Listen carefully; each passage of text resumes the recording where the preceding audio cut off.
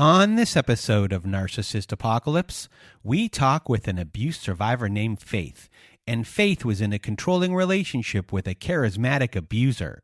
It's a story of self-worth, emotional manipulation, hidden recorders, tracking devices, and figuring out why we stay.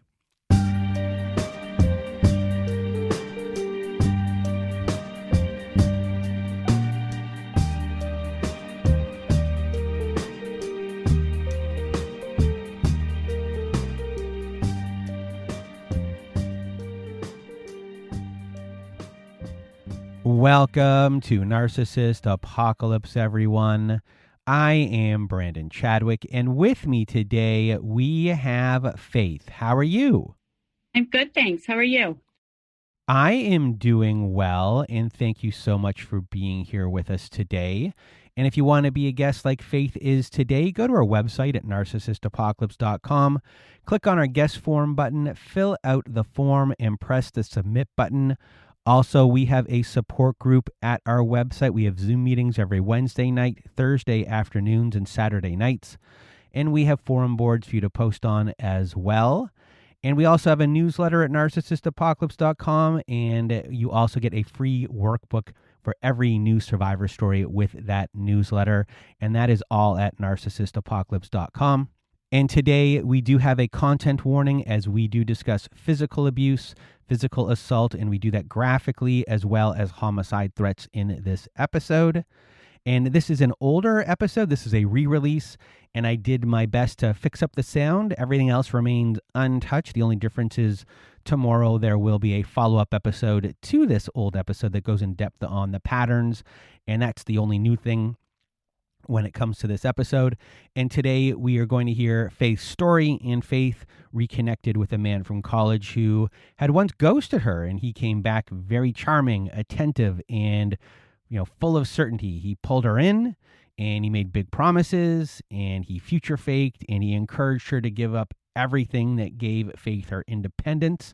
And then the relationship completely changed. Isolation, control, tracking took over. Everything was arriving here looking like commitment, but it was all a trick. And I know that Faith's story will resonate and validate so many of you out here today. So I'm going to get it my way and your way. Faith, the floor is now yours. Okay, so I'll start at the beginning. I was born and raised in Mexico City. I had a very close-knit family. It was my older sister, my dad, and myself. And even though it was a huge city, it was kind of like tight-knit with our community and the people that we knew. My parents, I never ever saw them argue, like no violence, no negativity. So I was completely shocked. When I was 9 years old, they told me that they were getting divorced and that my dad was moving out. And again, I was completely shocked, like taken aback, because I never saw them argue. But looking back now, too, I never saw them like lovey or like caring towards each other. And I guess I always thought that's how relationships were. And I'm sure looking back now, a lot probably went on behind closed doors that they tried to shield my sister and I from. And now as an adult, I totally get it. Like being through my own relationships, like you shield your children from things they don't need to know. And so I respect that decision. But then I started to think that that's how relationships were, that just one day for no reason and completely out of the blue, relationships just ended. Like no warning, no explanation, just broken, dismantled. And as children who grow up in broken homes, for some reason, they blame themselves. So I completely thought it's my fault my dad's moving out. I had a lot of shame too, because none of my friends had parents that were divorced. So it was kind of an embarrassing thing for me. And I still couldn't understand why mine was just completely shattered and dismantled. And then I started to have fear that one day my parents would want to divorce me too, because I was 9 years old, didn't really understand what that meant. And I thought maybe one day they'll fall out of love for me too, and just we'd go our own ways. And that's when I developed a huge fear of abandonment. And I realize now what an enormous role in my life this has taken. And it's been decades of like therapy to figure out that that's what makes me tick and why I've chosen the partners that I've chosen. I just didn't feel worthy. Like I felt like I wasn't worth fighting for my parents to stay together. My dad worked a lot and my mom sort of did her own thing. So essentially my sister and I were raised by a nanny who was with our family for like 20 something years. So yeah, I felt very abandoned by my parents. But I know now that at the time, people can only do what they can do in that moment, if that makes sense.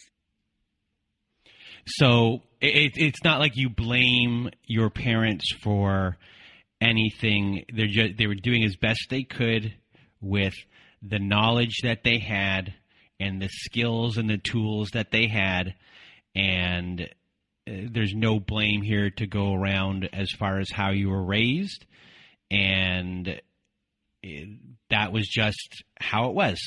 And as you became older, these things presented themselves without really knowing where they came from and not realizing how much those things really affected you as you got older at all. Exactly. Like you said, people do what they know in the moment to do, and I do not blame them at all.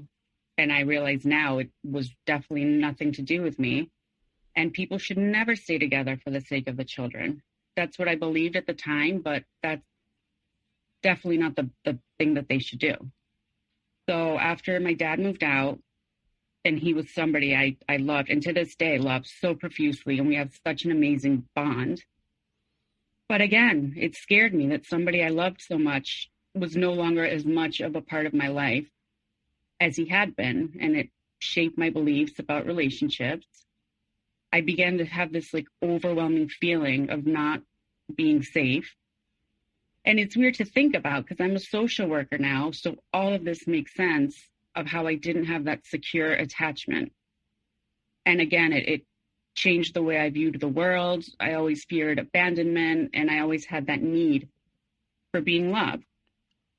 And again, our family dynamic, when it changed, I felt like I could have done something better. I could have fixed them. I could have saved them, and we'd still be a family unit. So I didn't really have the greatest role models when it came to relationships. And I think that's where my need to fix people began. Like I became essentially a human magnet for broken people that I needed to save or fix, despite how much it affected me and my self-esteem. And I know now it sounds cliche, but if you don't love yourself, like you're going to attract people that can't and won't love you. So beliefs I had about myself were mirrored back to me by bad men, toxic men who literally treated me like shit. I met in college my sophomore year, and I definitely had no clue at the time. So we dated for about 3 months, and he was just this gorgeous guy, charismatic, charming, funny. And he was so much more sophisticated and mature than the other college guys. I mean, like, this guy was wining and dining me and teaching me about how to pair wine with oysters. And meanwhile, all the other guys are like doing keg stands. And I'm not judging that at all. I'm just trying to compare like the different mentalities that they all had. And he had his own apartment where, again, everybody was in college dorms, and he had this amazing job. He was mentoring children. So I was totally hooked. And I realize now I was probably like addicted to him. And I realize this is unhealthy because I put everything into that relationship, like above and beyond my needs, what I had going on. And then one day he was gone, like completely ghosted me out of the blue again. No clue what happened. I tried to get in touch with him. I couldn't. Needless to say, I was devastated. But again, this solidified my belief that relationships just end out of the blue. Like no warning, you're just completely disposable and discarded unexpectedly. And that completely like damaged my self-esteem. And then a year later, I met the father of my firstborn son, who is now 18. And he came from an extremely well-known family, like super wealthy, prestigious. But that's not the reason I was attracted to him. I just genuinely loved the guy. And we got pregnant pretty quickly. And I was excited. I wanted to be a young mother and grow up with my son and sort of learn about the world together. We had this amazing lifestyle. Like, I'm talking yachts, like elite nightclubs, drivers, nannies, bodyguards, like unreal. And we lived in this gorgeous mansion overlooking the Caribbean Ocean. And I just felt beyond privileged and great family again. But to this day, my ex-husband has never worked a single day in his life.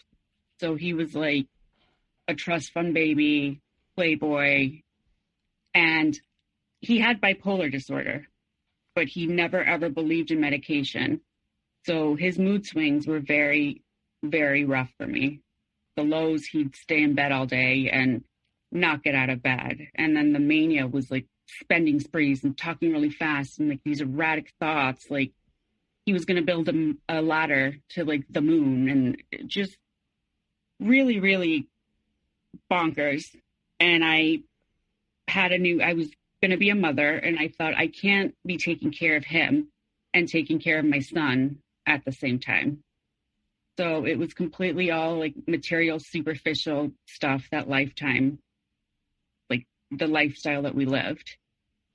So I left one day. I thought my peace of mind is much more important than this lifestyle of the rich and famous.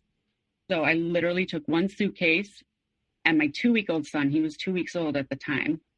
And the suitcase was just filled with like photographs and keepsakes. And I thought none of it was worth it to stay. So we split up, we got divorced, and we went through this whole ugly court proceeding, which again, I don't think court is ever pleasant, but I'm in awe of couples that manage to be amicable during it. But we definitely were not at that point. Because of his erratic behavior and impulsivity, the judge granted me sole custody with supervised visits, and I got legal final say in everything. So I moved to the Northeast with my son.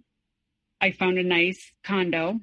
We moved in the middle of winter, and mind you, I was used to like the beach and the Caribbean Ocean and middle of winter. And that night I just remember curling up on a ball on the kitchen floor, just sobbing because it was a lot. It was culture shock. I was a young single mother. It wasn't the life that I wanted to turn out the way it was. And eventually my ex ended up moving close to us to be close to his son. And we did a really good job of co-parenting. Like we were able to celebrate our son's birthdays together and like Christmas together. And so for the sake of our son, it was very amicable. But again, our son was so little when we split up that he doesn't have any memories of us together as a family unit. So it wasn't as detrimental to him as it could have been. So at this point, you are someone who is a fixer, likes to save people. You don't really have that much self-worth. You have a fear of abandonment. You blame yourself for lots of things, which I assume is going to make it very easy for someone to flip things on you. And now you are divorced with a child. I'm not sure if you're working at this point, but how do you feel about yourself now that you're divorced with a child? You just said that you didn't envision this. Are you someone who envisioned getting married once in your life, having the 2.5 children, the white picket fence in the house, and everything will be great? And now that dream or idea is gone? Are you looking at yourself and saying, I'm damaged goods or anything like that? Who's going to want me? Absolutely. And I was so young. I was like 24. And none of my friends were married or had children. And I 1,000% felt like damaged goods. I was like, who's going to want to date somebody with a child? And no, it was not the life I wanted. I wanted to be married, have 4 children with him, the beautiful house, all of that. And it didn't pan out for, for the reasons it didn't. And so I did. It was very rough for me. And were you getting any emotional support from your family or friends? Because you said there that your friends were being regular 24-year-olds. So do you have fear of missing out on a lot of things and sowing your wild oats and going out and things like that during this time as well? I definitely did. I had fear of missing out. I had a lot of support. But the ironic thing is, my friend who's my maid of honor, like literally before I walked down the aisle, she was like, I don't agree with what you're doing right now, but I will support you. And then literally as I'm walking down the aisle, we got married on a beach. Like there was this huge windstorm. So like the power went out. There was these gusts of wind. Sand was like everywhere. When he went to put the ring on my finger, it fell off and got lost in the sand. So I'm like, were these all crazy omens? Like just from the beginning. So my friends were never like, I told you so. They were just there like, we're here for you no matter what. So when my son was 3, I began dating again. I met my then boyfriend through mutual friends. And again, everybody warned me not to get involved. He had anger issues. He had an abusive childhood. And there I was. It was almost like a challenge for me. I was like, I'm going to fix him. I can save him. Things are going to be great. And we dated for a few years, around 3 maybe. But a few months into it, I realized that he had a severe drug problem, an alcohol problem, and he was just a monster when he drank, like really bad, abusive, nasty. The first time he was aggressive with me, he grabbed my hands during an argument once, like his drunken rage, which left bruises, and I had to hide them. And I was like, something's not right. Like I'm hiding bruises on my body. This is just not okay. And then the next time he threw my car keys in my face, and then it progressively started to get worse. And I was so ashamed and again, felt so worthless. He threw me once, and the way I landed, like twisted my ankle. So I had to go to physical therapy for about a month or 2. Once he bent my finger all the way backwards, which resulted in hand surgery. And to this day, I still really can't bend that finger. And my son was 5 at the time. And once he witnessed it and he tried to intervene. And again, I'm ashamed that he had to be there to witness that, because no child should have to witness that. And that's something that he can never unsee and has a severe impact to him to this day. And like, what kind of example was I setting for my son about how relationships were supposed to look? It was just bad. And then the last time he was in a drunken rage, angry about something, he grabbed me by my throat, threw me down to the tile floor in the kitchen. And I just remember him dragging me by my hair into the living room. And all I could smell was blood. Like I didn't even realize how bad I was hurt. I could just smell blood. So I managed to kick him off of me. I ran up the stairs to try to get the phone to call 911, and he was running after me. And I literally got to the phone just in time. I dialed 911. I said, I need help. And he grabbed the phone and smashed it against the wall. And I was like, that's it. I was like, this is the way I'm going out. My son's going to come back from his father, and they're going to find me lying dead in a pool of blood. And it was just terrible. But then the cops did arrive. He took off, of course, coward.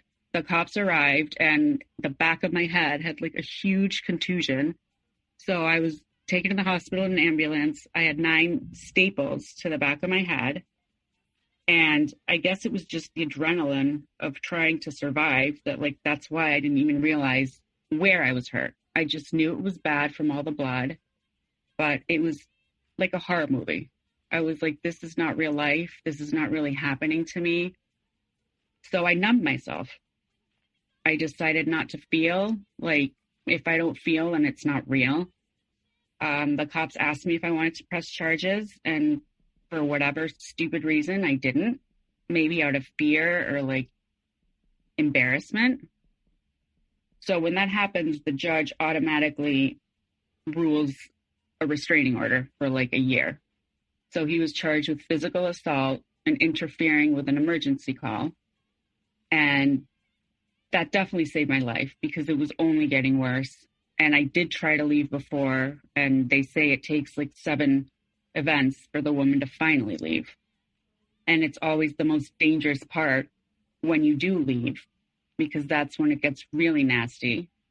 He used to tell me he had a plot of land somewhere where nobody would ever find my body. Like, it's crazy. And I did not want anybody to know about this. And I went to work on Monday, and everybody was like giving me really weird looks. And I was like, do they know? Come to find out, it was all over the front page of the newspaper. So everybody knew about it. I was completely ashamed, humiliated, and I'm a super shy person. So like all this attention was overwhelming for me. It gave me like a lot of anxiety. Needless to say, after this, I spent many, many years in therapy, like doing deep healing and trying to figure out, like, why do I let people treat me like this? Like, what's wrong with me? And I finally started to see that it wasn't my fault because, of course, every time the abuse happened, you made me do this. If you hadn't pissed me off, I wouldn't have come after you. Like, terrible. So then, of course, I believed it. I'm like, I am the cause of this. I need to be better. I need to be a better person. And I'm a huge empath. Like, I can walk into a room and already sense like people's energy, and perhaps too a little codependent. And I always want to put people's needs before my own. And again, I've realized that I do numb myself a lot when things get bad. Instead of facing them head on, I put my head in the sand and just try not to deal with it. Well, I liked your quote that because it rhymed, which is, if I don't feel, then it's not real. Oh, wow. I didn't realize it rhymed, but it's true. It's true. So I was in therapy. I was going through the motions. Some days I believed what the therapist told me. Some days I didn't. Like, I still wasn't completely there, but I had gotten my life on track. For the first time in a really long time, I felt proud of myself. I got a really good career as a social worker and was helping people in a healthy way, like through counseling them and not trying to fix them at my own detriment. I bought a house. I had it all together. I was killing it as a single mother. I was doing so great, self-sufficient, financially independent. I did. I felt on top of the world. The last thing I was looking for was a relationship, like whatsoever. I was happy and thriving being so single. I was just devoted to my son, focusing on my career. And then one Friday, a friend wanted to go out for happy hour. Well, before we get to that, I have a question. Okay. All of these great things are happening. Your career, your child is doing well. Everything is coming up faith. But do you love yourself? No, I don't. Like, I'm feeling good, but deep down, like, I don't love myself. So you just built a mansion with no foundation, with cracks in the foundation is what has happened. Exactly. So my friend wanted to go to happy hour. I totally did not feel like it. I just wanted to go home and like lay on the couch and watch Netflix. And he's like, come on, you don't have your son. It's been a long week. Let's go just for one drink. So I'm like, fine. We go, just the hole in the wall bar. As soon as I walk in, I see him sitting there. And I just froze. Like, my heart sank. But at the same time, like all these butterflies came back, and it had been like 15 years, I think, since we had seen each other. And of course, I went up to him. We started talking. He gave me the biggest, warmest, longest hug, which he was always really good at. Like, he just made you feel so special when he hugged me. He said he was playing golf up the street, and he too did not want to go out for a drink, but his friends like persuaded him to come. So in my mind, I'm like, this synchronicity is like meant to be. Like, the universe wants us together. This is the path we were supposed to choose, and he's my soulmate. And he kept saying he had zero recollection of ghosting me in college, so I just totally let it go. And he was like a mastermind. He's a salesman, so he knew how to sell people, tell them exactly what they needed to hear so he could get exactly what he wanted. Like, he could literally sell ice to an Eskimo. And so he completely reeled me in again. But my gut was screaming. And you should always listen to your gut, because it's always 1,000% right. Always. I think part of me was like, he doesn't want you. He already abandoned you and kicked you to the curb. It's going to happen again. He's capable of hurting you. Just bad. Like, yes, I should run for the hills. That's what my gut was telling me. And you're someone who already mentioned that when you go into a room that you can feel or sense other people's energy. So is this one of those situations where your energy just put up a giant X right in front of that person and was like, kind of like repelled you in the sense of how magnets can repel each other? Absolutely. That's exactly, it's like you're in my head. That's exactly how it felt. And I just ignored it. And we started dating again, and things got pretty hot and heavy, like really quickly, like super intense. One night before we went out, he was like, just do me a favor. He's like, make sure you wear something nice. Make sure you look good. And again, red flag right there, which was weird. And I just let it go. And then he started the love bombing. Buy me presents, roses. You're my person. You're the love of my life. We're going to be together forever. Let's have a family together. And then when we were together, he like hung on to every single word I said. Like, he was fascinated by me. He wanted to know every single thing about my life, my childhood. He wanted me to confide in him that things I had never told other people. He especially wanted to know my fears and my vulnerabilities. And I was like, wow, nobody's ever had so much interest in me. Like, I'm really special to him. This is amazing. And of course, later down the line, all of these things I confided in him were used as ammunition thrown in my face. But we'll get to that. And there were other red flags too. Like, whenever we went out, my eyes had to always be on him. Like, if I looked away from it for a second, I was being disrespectful. I was checking out other people. So I was just stressed out all the time, making sure that I was watching him the whole time. He always had to be my priority. He always needed attention and praise and victory laps whenever he made a sale, or just always had to tell him how gorgeous he was. And if I didn't, I would get the silent treatment, which at the time I never even realized what that was.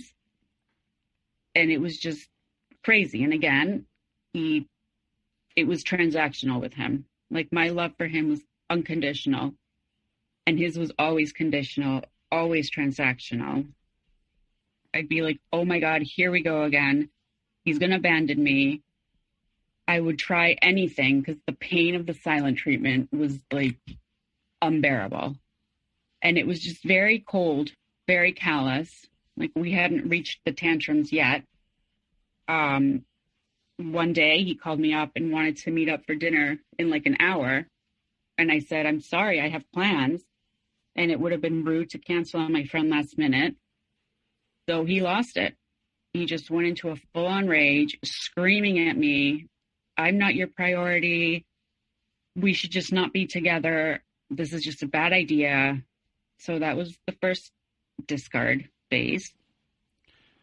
So I'm just going to interrupt one more time for everyone to understand what's going on here. Early on here, these little tiny things that are happening with your specific personality and issues that you're coming in with, in a way, these, even though he might not know what he's doing, these are little tests for him to do where he can do these things, and you are then, in a way, grabbing at straws. And it's kind of like you're in a not in your competition with someone else, but you don't want to lose, and you don't want to lose them. And that's where your mind is going, and you're just doing anything to grab it back. So once you start doing this on these little tiny things, that means bigger things eventually can happen. Because at this point, this person knows that these little silent treatments, the way they react to things, you jump over that. Like if you have a boundary line, you jump over that boundary line over to them, and the way you react to it is like, no, come back. So it's, your boundaries are gone in that sense. And in one sense, he doesn't have to reach over the boundary line to come and get you, because the way of him pulling away makes you go over and jump over there to bring him back. Exactly. And the more he pulled away, the more I would try to bring him back. And I had my own house at the time, and I had an issue with my bathroom. So he came over and tried to help me fix it, and ended up putting a huge hole in my wall. So I couldn't shower in that bathroom anymore. And he stopped working on it because it seemed like it was an inconvenience for him. So about 2 weeks later, I told him, I said, you know what? I think I'm just going to hire somebody to fix it. I didn't say it nasty or anything. And again, he went into a full-on rage. Do whatever you want. He canceled dinner plans we had that night, and I could not understand. I was like, why is this guy like blowing things way out of proportion? Why is he like taking them as personal attacks? It was just bananas. I just couldn't understand what was going on. It did not feel right, but I continued to pursue him. We got pregnant pretty fast, and we moved in together like almost immediately. I was so happy to be having another baby, and again, completely love bombed. There's an agenda for everything that he did. And then I would end up feeling guilty. Oh my God, how could I think badly of him? Look what a sweet guy he is. But it was like an internal battle. Like, it didn't feel right. I was trying to like make it feel right. It was just all bad. He convinced me to sell my house, to sell my car, to get on his insurance, to quit my job. So basically any independent thing that I had, he wanted me to get rid of. He insisted on getting me a new iPhone and putting me on his phone plan. I know now that he put spyware in it, tracking devices. Like, he was literally able to read my texts, my emails, know who I was on the phone with. And again, my gut's screaming, don't give up your independence and just put all your eggs in one basket. And he convinced me to sell my furniture too, because that was part of my past and we were going to be together forever, which obviously now I know was the future faking. And he kept telling me we were going to get married and promised me all these wonderful things. We moved into a beautiful house. He had a great job, was very successful. And I was convinced. I'm like, this time I'm going to make it work. Like, he's not going to break up with me this time. Like, it's going to be beautiful. He had 3 kids from a previous marriage. And with my eldest son and our newborn, we had like this blended family. And I was so happy. I'd always wanted to have lots of children. And he was like my Prince Charming, and he was taking care of me. And then my Prince Charming started to turn into a fucked up toad. It was just crazy. even though he was so amazing to me throughout my pregnancy, didn't miss a single doctor's appointment, sweet, thoughtful presents. He was just great. And then I was like, he was a super hands-on dad at the beginning, which was so refreshing to me because all I knew was how to be a single mother. So to have a quote unquote partner there helping me was just amazing. And about a year into our relationship, things started to shift. He was no longer interested in our son. He would spend a lot of time away from the house. I was never allowed to ask where he was, but anytime I left the house, I had to tell him exactly where I was. He'd check up on me.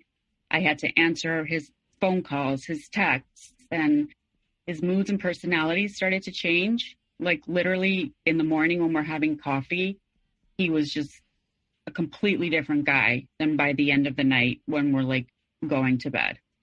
And he started to make demands, like dinner needed to be made by a certain time every single night. The laundry needed to be done daily, folded, ironed, put away. He wanted the house sparkling. He did not want any dishes left in the sink at night because he did not want to wake up to dishes in the morning. And he was extremely controlling, like, and would go into rages and silent treatments for a week at a time. Like, if I wanted to go out to dinner with a girlfriend, there was absolute hell to pay. Like, it would take me a week to build up courage to ask him, quote unquote, permission if I could go. And I wouldn't even enjoy myself when I was out to dinner because I knew the hell I was going to catch when I got home. So I eventually stopped seeing friends. I stopped seeing family. I just had become completely isolated because it just wasn't worth the wrath. And especially I was trying to shield the children from it because they definitely did not need to see this. Thing I enjoyed my entire life was like taking warm baths at night. And that became an issue. So like I was allotted 7 minutes to take a bath and I had to be done because the rest of the night I needed to be with him, paying attention to him. If I did yoga, I had to come home immediately after because if I didn't, that meant that everything was more important than him. Like my girlfriends would go out for coffee after yoga and I just had so much anxiety to make sure I got home so I wouldn't be scolded. And like I said, I stopped doing yoga. I stopped going out with my friends. It wasn't worth it to me. And our son, who was like a year old, would cry and he'd tell him to shut up. And it was just getting really bad. And how were you justifying this, like in your internal dialogue, while this is happening? Are you saying this is what a relationship is? This is what we have to do? Are you trying to tell yourself that nothing is wrong? Like, what's the internal dialogue that you're having with yourself right now? Are you saying maybe I don't want to go through a divorce again? This is going to be embarrassing, and maybe I have to stick it out like another couple years, then it will be less embarrassing? Things like that? Like, what was your thought process? I didn't really see it for what it was. And he was always telling me that everything bad in our relationship was my fault. I was crazy. I was to blame. And so, yeah, I tried to do everything in my power to keep him happy. And he kept raising the bar. Like, he was just completely inconsiderate of my needs. So I started to believe my needs didn't matter. Like I needed to do everything for him not to leave me, to not be a single mother again, to not have a broken home. So yeah, I just totally thought it was me. And I was never allowed to question him or tell him if something was upsetting me or have my own opinion because it always turned around, well, you did this and you did that. And I always ended up apologizing for it, which was absolutely crazy, but that was always the tactic. It was always my fault and he was the victim. I was like, how did I fall so far down? I was the captain of my ship and I had everything. I didn't answer to anybody. Like, self-sufficient, and now completely under his reign. Everything was in his name, the car, the phone, the house, and yeah, control. So you better do this or you're going to get kicked out of my house. It was always his house. Even though it was supposed to be a home, it was always his house. And I was constantly reminded, quote unquote, about my roles and responsibilities. And he would scream at me. He'd call me an entitled bitch. You don't do anything but sit around and finger pop your ass all day, like, quote unquote, he would say that to me. And I kept begging him to stop. I kept trying to hug him and I wanted him to love me. And my son at this point was starting to pick up on this stuff. And he would say, don't you ever tell me what to do. You have no idea what I'm capable of. I will make your life so incredibly miserable. And my son would always be crying. And by this point, fast forward a few months, my son's able to talk. So he's saying, why are you always so sad, Mama? Why is Dada always screaming at you? And that broke my heart because I did not want him to be in that situation. I did not want him to have a mother who was always crying. And the devaluation was just getting worse. I was called every name in the book. I was broken. I was crazy. I was mentally ill. Like, how could I even have been a social worker when I'm the one that's so mentally ill? And I just, at some point, shut off my feelings. I became completely numb in order not to face it. There was the gaslighting, the blame, again, said horrible things to me. And meanwhile, I'm raising our toddler essentially alone. I'm doing all the stuff around the house, the grocery shopping, taking care of his kids, which were not biologically my own. It's pathetic. I'm like washing his car. I'm making sure dinner is always ready when he wants it to be. It was just bad. Like, I look back now and I'm like, what kind of a moron was I to go through these things? And he was allowed to go out to dinner. He didn't have to be in touch. He would go play golf. He was a member of this prestigious country club, and they would have events. And all of the other guys brought their wives to these events, and I was never allowed to go. I felt like a dirty secret almost. And he began to engage in triangulation and try to pit me against my family members. He would smear me to them and then just cause fights to the point where, like, I had nobody. I didn't reach out to anybody anymore. It was just crazy. I was constantly walking on eggshells. If I didn't look him in the eye, if I didn't speak to him when he asked me a question, it was so bad that he wanted me to tell him when I was leaving a room, what room I was going into next. So, like, if I got up from the living room, I'm going to go into the kitchen. Like, just crazy, like complete mind fuckery. It was just bad. I later found out he had hidden cameras and recorders all over the house. He had put a tracker in the garage door to alert him literally what time I left the house, what time I got back. I wish I'd known about these cameras because it's illegal to tape somebody without their consent or their knowledge. It's considered voyeurism, and that's a felony. And then he was constantly accusing me of cheating and that I was getting hidden phone calls. And I don't even know how to get a hidden phone call. And I was always to have my phone facing up. But meanwhile, his phone was always on private message. And he'd always be in the bathroom on his phone. And it was just crazy. I asked him once if I could see the phone bill, and he just lost it. Super defensive. You don't need to see that. You don't trust me. You're the one that's been cheating on me. Obviously, all projection, like telling on himself of the things that he was doing. And he kept swearing, I would never cheat on you, that I couldn't handle the guilt. Just very, very bizarre. He wouldn't ever let me meet his ex-wife. which I thought was weird. Like, I'm essentially raising her children. It's just strange that I wouldn't get to meet her. He never would allow me to go to his children's special life events, like graduations and birthday parties. And I loved these children as they were my own. And I was just completely being rejected and shut out. And I would tell him how much it hurt me. And he would literally just stare at me with like a blank look on his face.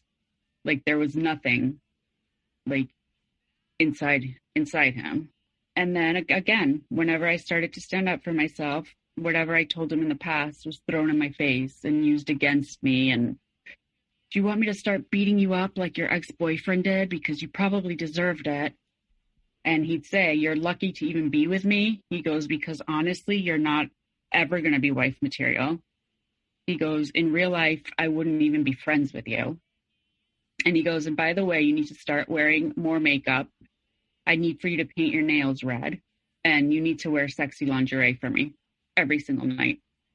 So I started to realize, like, he viewed me as an object, like an extension of himself. And I was to shut up and take it, or there would be hell to pay. And it wasn't even worth it. Like, I wanted peace in my life. I wanted to shield the children.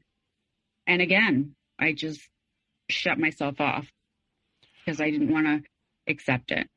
What does that mean, real life? I guess he felt he had to be with me because we shared a child together. So I think he meant in real life, if we didn't have a child, like, he wouldn't even be friends with me, which is obviously devastating to hear and makes you feel like terrible. And every time I did what he wanted, like, the bar was raised higher. It was never, ever good enough. I didn't realize until later that every single night he'd go down into the basement and write up a log of my behaviors that day. And at the end of every month, I was physically presented with a report of every day, how I had failed him, what quote unquote sins I had committed. He hated when I spent time with my older son. And in his report, on such and such a date, you spent this many minutes in your son's room. And on this day, you were in the kitchen on your phone and you didn't say hello. Or your bath was 2 minutes over. Like, it was psycho. It was just completely not normal. He was so jealous of my firstborn son. He stooped so low, actually, of accusing me of having an incestuous relationship with my son. And you're told all these toxic things for so many times that you start to believe them. I was broken. I was disgusting. I was a joke, severely mentally ill. And he kept telling me, I'm not signing up for this for the next 40 years of my life. And again, it was always about him, his needs. It got to the point where he would gaslight me so bad that he would hide my objects. Like, if I left my phone on the table and I went to a different room and came back, the phone would be gone. And I'd be like, have you seen my phone? And he'd be like, I don't know what you're talking about. I'd search the whole house. I'd come back and there was my phone. And he'd be like, you're seriously losing it. Like, you really, really need to see a psychiatrist. You need help. You're severely mentally ill. And again, I thought, if I go to psychiatrist, he'll love me more. So he made an appointment for me. I went to see the psychiatrist. And before I went, like, he gave me a script of what I was to tell the psychiatrist, which is bananas. So the psychiatrist put me on a bunch of medications, like ridiculous amounts of medications. So then he would always be like, did you take your medication? You need your medication. There's something severely wrong with you. And then his daughter came to me once and she alluded to the fact that he was a dangerous and angry, violent guy. She told me how he used to kick the door in to get to anybody if they tried to get away from him. She said that his ex-wife was constantly hoping that he wasn't doing to me what he did to her. And again, like, it was just crazy. But for sure by now, the mask is starting to slip and I'm feeling sick to my stomach. I'd lost like 30 pounds, constant anxiety. I never knew if it was going to be Jekyll or Hyde. Like every time he went into rages, his eyes were just completely black. His face would turn red and he'd start like sweating profusely, screaming in my face where he's like spitting.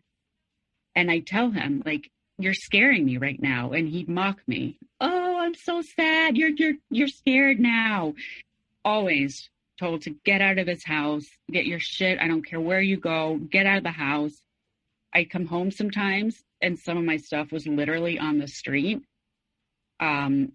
He would threaten me. He said, if you don't leave, I'm going to put eye drops in your drink, which I didn't even know what that meant. And ironically, like 2 weeks later, I was watching an episode of Dateline and the husband did just that. He put eye drops in his wife's drink and it killed her.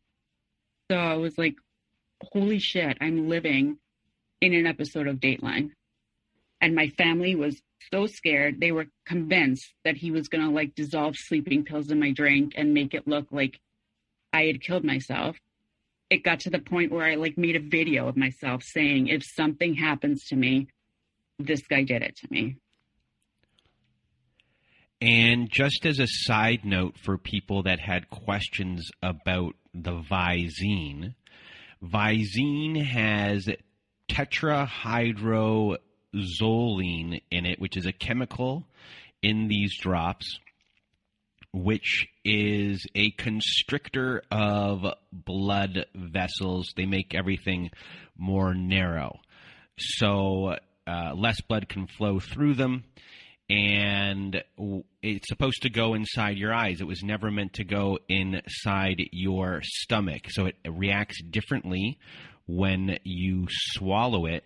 So it doesn't take that many drops to make you sick. So what happens, the Visine gets absorbed through your gastrointestinal tract into your main blood circulation, which is much more readily available to travel to your heart and your central nervous system. And that's where it can slow your heart rate down, lower your blood pressure to dangerous levels, and can lead to a drop in body temperature, coma, and as we've heard before, or as Faith heard before on Dateline, it can lead to death. So kind of took you off track there. I thought people might want to know that little bit of information. So sorry for interrupting. So what else happened during this time? He would follow me into rooms. He would block the door so I couldn't come out. He was just screaming at me, completely becoming emotionally unhinged. And then I found I was reacting to him. I was saying horrible things to him that weren't in my nature. And of course, I was the abusive one. He was the victim. And I know that it was reactive abuse.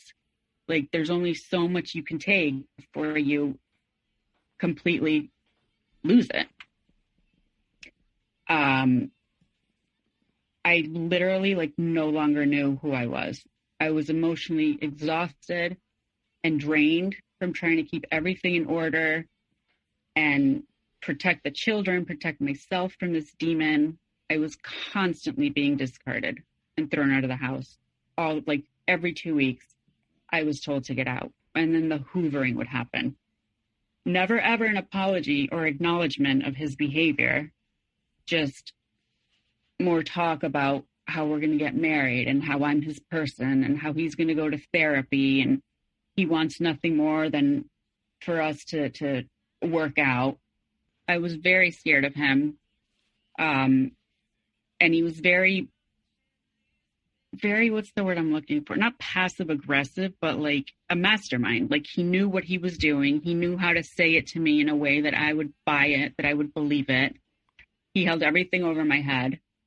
You're nothing without me. Nobody's ever going to want you. You're disgusting.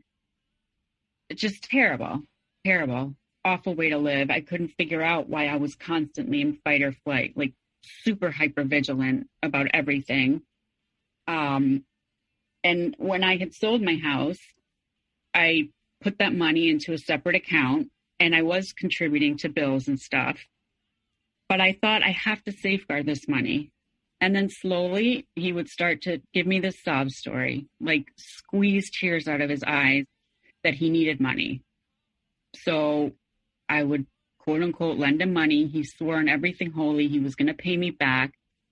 That money would go to his wife's alimony, her child support, his credit card bills. And I kept knowing, I'm like, don't lend him money. But again, I was scared of him. He no longer was asking for a loan. He was demanding that I lend it to him. And I kept thinking, I need this money. But like I said, I was scared of him. The last time he asked me about money, and I finally stood up for myself, I said, absolutely not. And he went into such a flying rage. Like, I think this is the most scared I've ever been to him. He went to punch me, and I ducked just in time so that he didn't get me. But I'm thinking this is getting progressively worse. It triggered so much anxiety from my past relationship where I got the 8 staples to my head. Like, it was just absolutely awful. I went to get my cell phone to call for help, and he deactivated it. Like, he paused it from his device, which I'd seen him do with his kids before. So I knew it was a thing that he did. Again, I kept telling him I was terrified, and he'd get in my face, was screaming so loud, like spit in my face. You're no longer welcome here. You need to leave. This isn't your home. And I said, that's fine, but I'm not leaving without my son. And you need to pay me back over the $80,000 that you've taken from me in the past however many years. I began to drink wine at night to like help me cope, but that was forbidden. You're not to drink in my house. Although he had a major marijuana problem that he hid from me for the first year of our relationship, I began to find steroids. So a lot of this was roid rage too. So I was fearful of him if he found me drinking wine. So I would hide it and drink it in the bathroom. And then I felt like a degenerate. I'm like, what is my life like become? And then one Christmas Eve, he was in my face, screaming at me. He'd been drinking. And my 18-year-old, who was 16 at the time, came down the stairs and said very calmly, he said, can you please get out of my mother's face and stop screaming at her? And this guy proceeded to grab my minor child, threw him down to the ground. And it took everything I had. I jumped on top of him and I'm punching him to finally get him off my son. And needless to say, I should have left the next day. I should have 1,000% left the next day. I was frozen. I didn't know where to go. I had no home of my own. So I stayed. And how did that affect the relationship between you and your son? Oh, he still is very angry at me to this day. I don't blame him one single bit. Like, that was a huge betrayal. He put hands on my son, who, when he was young, he intervened again and tried to save me from that abuser. And now he was just super betrayed. Like, that's something that we're still trying to heal and process. Because again, he was defending me, and in essence, I didn't defend him and take his side and leave. And that's something hopefully someday I can forgive myself for. I'm really trying to practice self-compassion, because obviously I didn't ask for any of this, but especially my children didn't. Like, I chose the relationship. I knew that I needed to get out.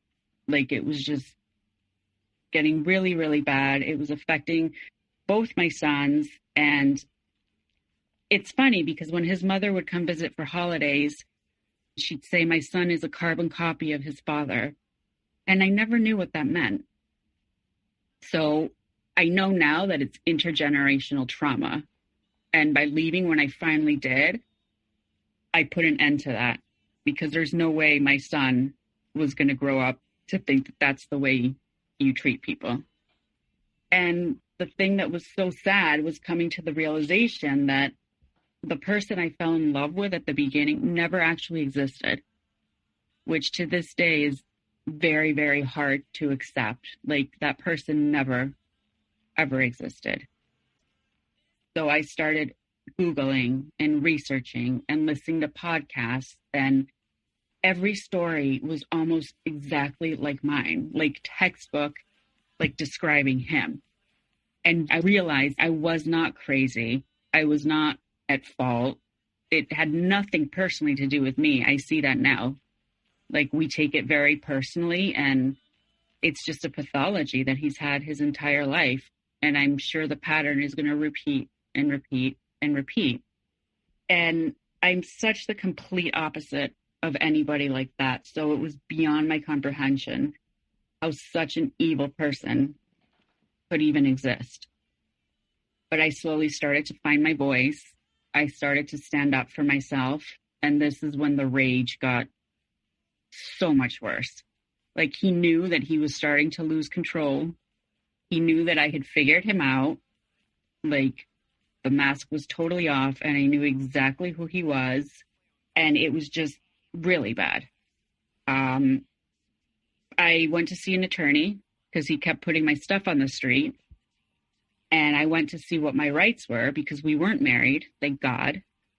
And she advised me to start recording his threats. So I got this tiny little recorder. I would keep it in my bra, and I was terrified. I was terrified that he was going to find it and figure it out and what he was going to do to me. But these threats started to become physical one night. And he told me, he said, "I'm going to take our son the next morning." And I said, "What do you mean?" I said, "Where?" He goes, "Don't worry about it." I said, "Well, for how long?" "Don't worry about it. I'm letting you know that I'm taking him in the morning." So at that point, I felt like my son and I were sitting ducks. And I knew, I'm like, this is it. This is just bad. Like, no. So I called my mother and I asked her to come at 1:30 in the morning when I knew he would be asleep. I said, "Pull into the driveway, turn off the headlights, and I'll be watching and waiting. And I will run out with our son, and then we need to leave." And she didn't even question this. She knew all of the stuff that was going on. So the adrenaline was like nothing I've ever felt. I was terrified, and I sat there and watched. I knew he was asleep. I grabbed my son out of his crib, wrapped him in a blanket, and I just ran. We got into the car, and we drove off. And neither one of us said a single word in that drive. I think we both knew how bad things were, and we were just totally trying to process it. And then 10 minutes later, I get a text from him. He's like, "This is it. You finally had that mental breakdown that I knew was going to happen. I'm calling the police because you've kidnapped our son." And I said, "Our son is fine. We're at my mother's house. I no longer feel safe around you." So the next morning, I went to the courthouse. I filed a restraining order against him. And 5 minutes later, he walks into the courthouse. Obviously, he had tracked me. He was trying to put in an emergency motion to get full custody because of my severe mental illness. That got denied, and he got served with the restraining order. And the ironic thing is that he was not allowed to go back to the house. And I thought, isn't that interesting? All the times that I got thrown out, now he is the one that cannot go anywhere near the house. So the judge allowed me to stay in the house for 30 days until I found my own place to live. So I had applied for a job because I knew I needed to start making my own money again. And the next day I had a job interview. I went to get into my car and the engine had been dismantled. He had taken the starter out, so I had no way to get to work. I called my mother. She loaned me her car so I could go to the job. I actually got the job, which was pretty amazing. I had started doing telehealth with this new job because of COVID. and he managed to pause my devices. So I wasn't able to keep appointments. I had so much going on with court and all of this. So long story short, it ended up costing me my job. So I felt like this guy really was taking everything away from me. So I was able to finally find a place to live. It was a very safe haven, a place where I knew nobody could ever throw me out of. I still feel like I'm being recorded, which is crazy. Like I'll look around and try to find hidden cameras in places. The PTSD I have, it's hard for me to leave the house. And the nightmares I have are horrible. Like it's to the point where I'm terrified to go to sleep. I was finally put on medicine for nightmares that they give war vets, and that's helped me tremendously. We're in the middle of court trying to do the custody and parenting agreement and all of that, which is just a mess in and of itself. I have a great lawyer. We have a temporary agreement now, which already he's like motions of contempt have been filed numerous times because we know these people don't like consequences and the rules just do not apply to them. But I know that this does not define who I am. Like, I know that I've been through a lot, but that was just like a chapter of my life. It doesn't define my whole existence. And I genuinely feel like there are good people out there. Like, he's stolen so much from me. I'm not going to let him steal my faith in humanity, like whatsoever. I'm terrified that he's going to charm the judge and the family service and just do what he does, like sell people. Mine's going for more custody. I know it's to hurt me because he was not involved in our son's life, the past couple of years of his life. And slowly I'm starting to like feel my feelings again, because feelings serve a purpose in our life. Like they're there to protect us, to get us out of dangerous situations. I'm starting to laugh again, which the first time I heard myself laugh, I was like, whoa, who was that? But it was like generally like from my gut, like an amazing laugh. I feel like my feelings are starting to thaw out. And I just feel so intensely. Like the amount of love I feel for my sons is beyond powerful. Just happy, like at peace, not walking on eggshells. And there's no way I can co-parent with this guy. So we're doing parallel parenting, where we just stick to the need to know basis stuff. We communicate everything on our family wizard. I make sure that everything's documented, that there's a paper trail. When we do the pickups and drop-offs of our son, I make sure it's in a public place, like a police station. I don't make eye contact with him. I stick to yes, no answers. Like he will no longer corner me, and I'm never going to put up with his jabs and his demeaning criticisms and his argument. Like, no, I'm done. He no longer controls me. He tries to, of course he does, with stuff that comes to our son. And I just need to find a way to deal with that for the next 15 years and just realize that that's what it's going to be. I'm in therapy right now. I have an amazing therapist who does EMDR, which is helping me a lot. I have not felt sorry for myself. I do feel sad, though, that I allowed myself to be treated that way. I feel horrible that my sons had front row seats to the abuse, which in essence, they were abused too, because they witnessed it.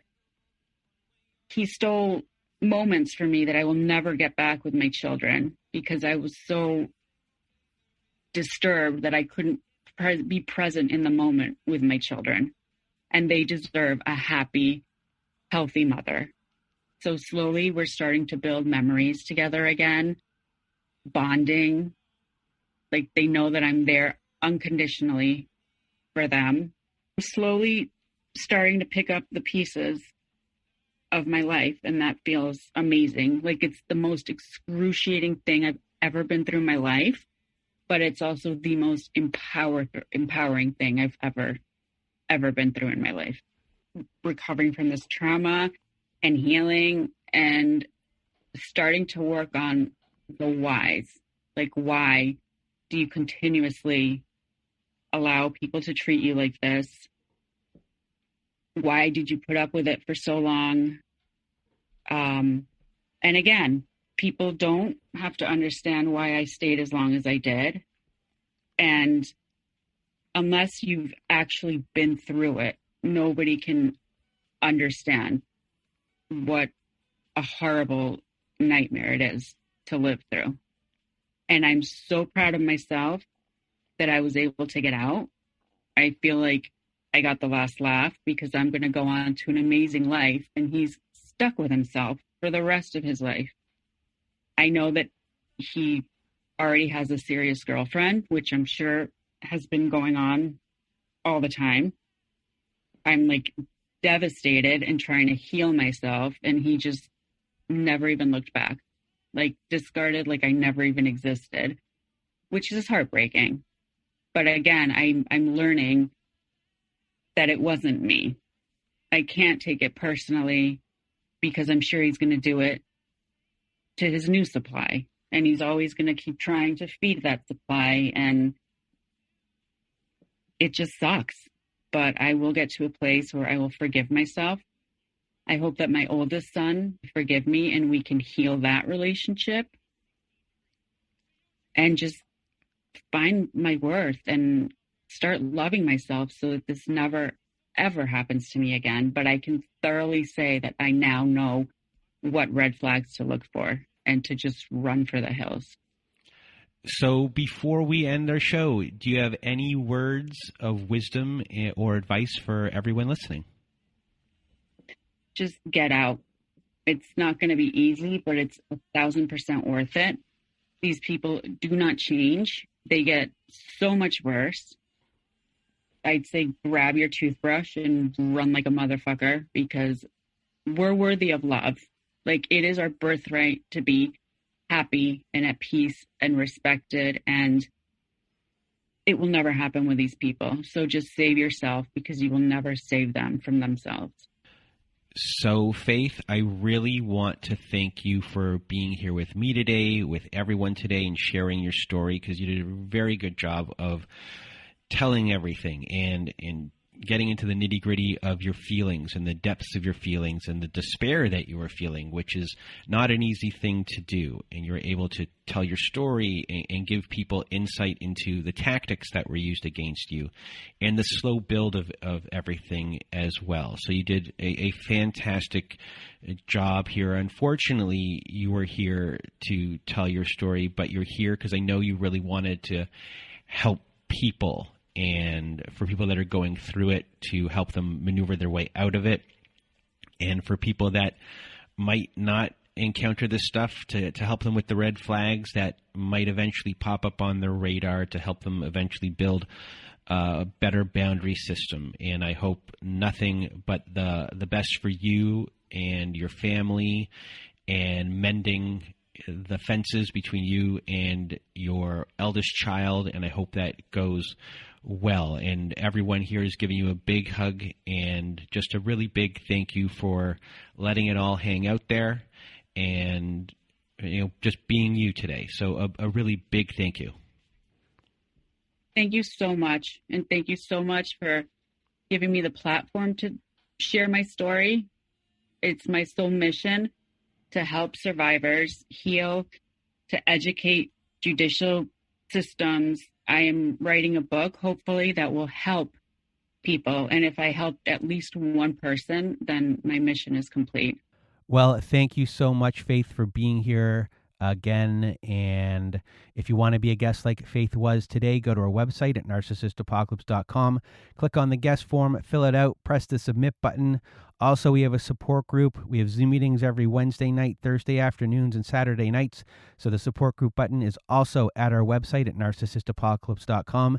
And so is our brand new newsletter. It's very reflective, and you get a free workbook from every new episode, all at narcissistapocalypse.com.